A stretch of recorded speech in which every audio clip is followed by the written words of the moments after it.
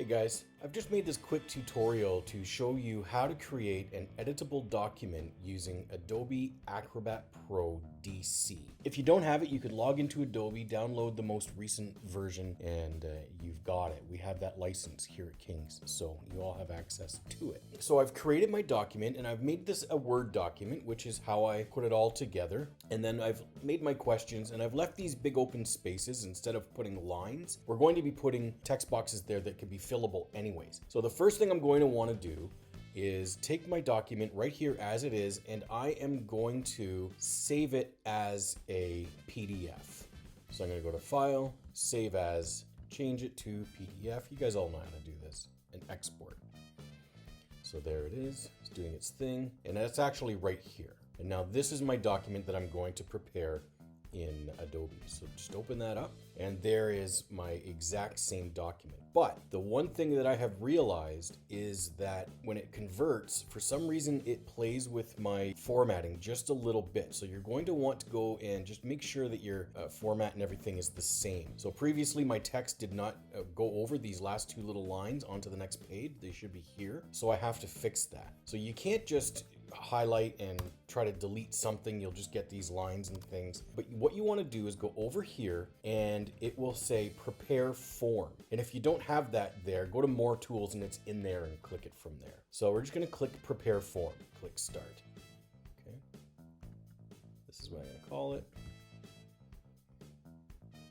And now it's opened up and it is ready to be prepared. It will automatically look for the blank spaces and put these text box in. So you don't have to do a whole lot. So let's go look at our formatting first. So I know that this went over into the next little section there. So what I'm gonna do is these are all now editable. They're all text boxes. So I can take this text out and do whatever I want to. So I'm just gonna go and make these quick changes, and I'm gonna reformat my pages. I'm gonna have to bring this text up and fix this a little bit, and then I'm gonna have to change my spacing on this page.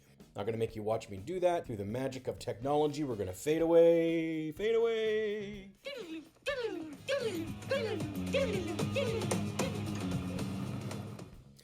Okay, so I have fixed the text. I've put it back where it belongs. And now I'm just going to fix my spacing here. So as I said, these are all just text boxes. So you just click anywhere in there and go over to the edge and you'll see the little four-pointed arrow, and then you can just move things around. No different than any other text box in any other document you've ever created. Okay, so we're ready to put our text boxes in. So this is super, super easy. Up at the top, you've got a whole bunch of these neat little tools and things, and one looks just like a text box icon. So you just grab it, click it, bring it down.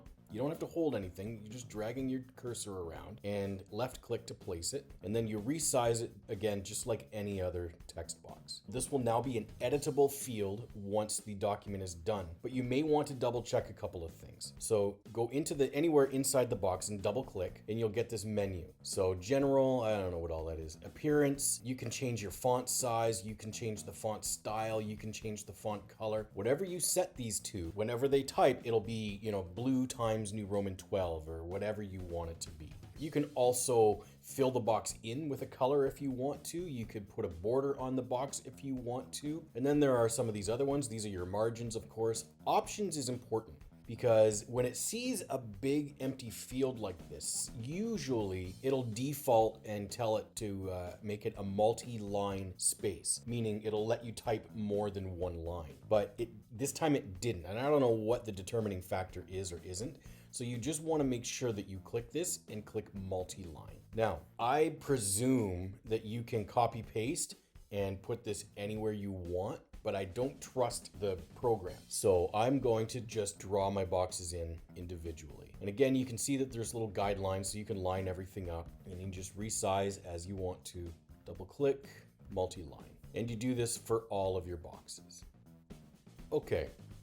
So here are all of my boxes. Now, the one thing I would also recommend, I know I missed a couple. I think I missed like the last 4 actually.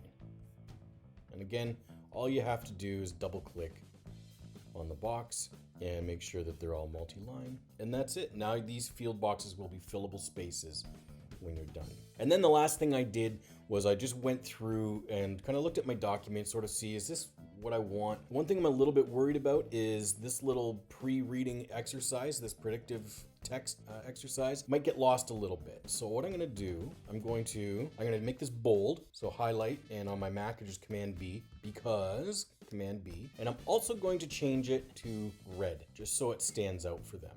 So you just highlight your text, go over to your color picker over here, and now it's red, and this is exactly what they will see. Now that we're all finished, you simply go up to File, Save As. I'm gonna just save it to my desktop. And then when it says Save As, I'm going to just write in all caps, Fillable. So I know that that's the one I need to send to the students. Click Save, bing, bang, boom, you're done. The last thing I would suggest, if you're doing this for the very first time, is just ask a friendly co-worker if you can send it to them, and they can just quickly try to fill something in on the document just to make sure that the document works properly. I will caution one last thing. If you send it to Peter O'Sorin, he's gonna be silly with his answers. And you know Peter is a very silly Billy, so be careful. That's it, you guys. Super simple, super easy. This tutorial is probably a little longer than it needed to be because I don't know when to shut my mouth, but it's all done, and good luck.